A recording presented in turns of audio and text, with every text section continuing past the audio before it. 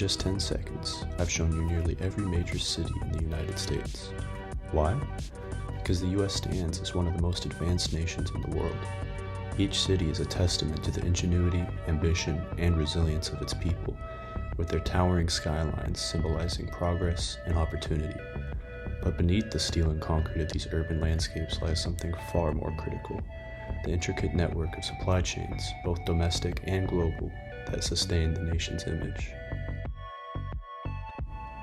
The United States is a dominant force in production, a position secured by its vast natural resources, cutting-edge technology, efficient manufacturing systems, and strong military grip. Transformative innovations such as mass production and assembly lines have enabled the U.S. to produce goods on an unparalleled scale, driving economic growth and cementing its influence. This production capacity has not only fueled industrial success, but also shaped a consumer-driven society where affordable, abundant goods encourage high levels of consumption. Advertising and marketing amplify this culture by promoting lifestyles centered on convenience and material prosperity, perpetuating a cycle of production and consumption that remains central to the U.S. economy. With that in mind now, let's scale it down, way down, to something everyone can more easily and more objectively understand: clothing. Every year, billions of clothing items are made, worn, and discarded. But what does it take to make a shirt or a pair of jeans? And what happens after we're done with them? Behind the scenes, the production and disposal of clothing tell a story of resource depletion, human cost, and environmental harm. A story rooted in materials economy that's unsustainable on a finite planet. Today, let's explore how clothing impacts our world and how we can help create a better future. The materials economy is a linear system, moving from resource extraction to disposal. But this system is fundamentally broken. Clothing, like many other products, begins with natural resources. Cotton, polyester, and other materials are extracted, often at unsustainable rates, depleting the planet faster than it can replenish. For example, producing just one cotton t-shirt uses 2,700 liters of water, enough for one person to drink for 2.5 years. This extraction often harms communities, particularly marginalized ones, who bear the brunt of deforestation, polluted water sources, and destroyed ecosystems. As corporations grow more powerful, sometimes wielding more economic influence than governments, the priorities of profit overshadow environmental and human well-being. Once raw materials are gathered, they're processed into textiles. But this production isn't just resource intensive, it's toxic. Factories use synthetic chemicals to dye and finish fabrics, releasing pollutants into rivers and surrounding environments. These toxins aren't just harmful to the planet, they pose serious health risks to workers and nearby communities. This is part of what sustainability experts call the toxic legacy of the materials economy. Without stricter regulations, the introduction of synthetic chemicals continues to harm ecosystems and human health. Why is this system so unsustainable? One key driver is consumer culture. In today's society, consumption is equated with success and happiness. Fast fashion brands fuel this mindset, offering cheap, trendy clothing that's designed to be discarded after just a few wears.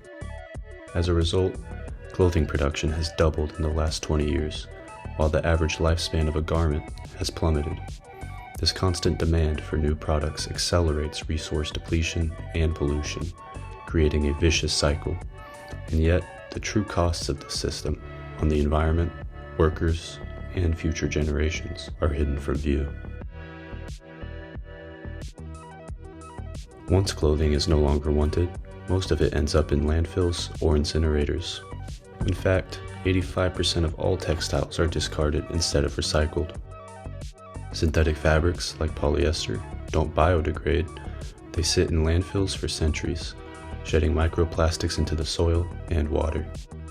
Incineration is no better, releasing harmful chemicals into the air and wasting resources that could have been reused. This waste crisis isn't just an environmental issue, it's a symptom of the linear materials economy, which prioritizes disposal over reuse and recycling. To address these issues, We need to move from a linear economy to a circular one. A circular economy keeps materials in use for as long as possible, minimizing waste and environmental impact. For clothing, this could mean buying less, choosing quality over quantity, and supporting brands that prioritize sustainability. Repairing clothes, shopping secondhand, and upcycling are also powerful ways to reduce waste. Some brands are even adopting take-back programs to recycle old garments into new fabrics, closing the loop on production.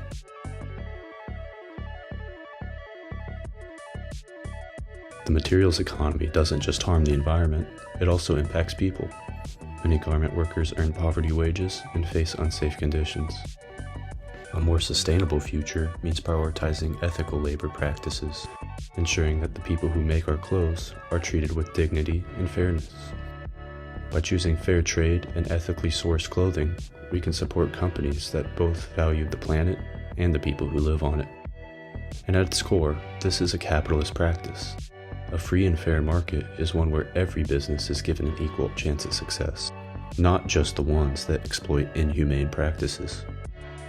We don't have to throw away the system that created these commodities. We just need to be cognizant of the fact that these symptoms of our system are reflections of a complacency from those who are benefiting from it. It's simple. The way we produce and consume clothing is unsustainable, but the good news is that each of us can make a difference. Start by buying only what you need and investing in timeless, high-quality pieces. Choose secondhand options whenever possible, and take care of your clothes to extend their lifespan. We can also advocate for systemic change, supporting policies that regulate corporate practices, and investing in sustainable innovation. Together, we can shift the materials economy toward a model that values resources, people, and the planet.